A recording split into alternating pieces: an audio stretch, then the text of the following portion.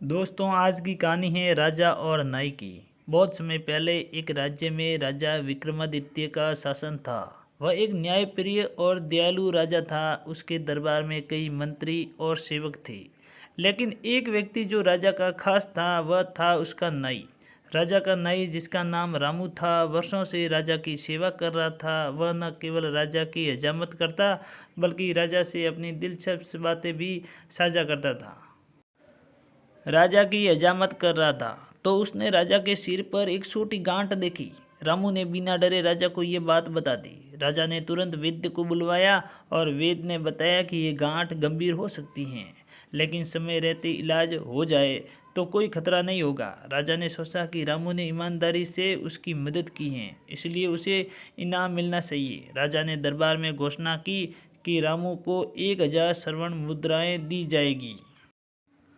ये देखकर दरबार के मंत्री और अन्य दरबारी जलने लगे। वे रामू को बदनाम करने की योजना बनाने लगे।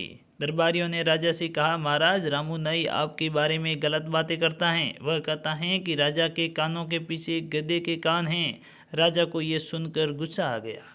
उसने रामू को दरबार में बुलवाया। जब रामू दरबार में पहुंचा तो राजा ने गुस्से में पूछा, क्या तुमने कहा कि मेरे कान गधे के हैं? रामू ने विनम्रता से कहा, महाराज, मैंने ऐसा कुछ भी नहीं कहा।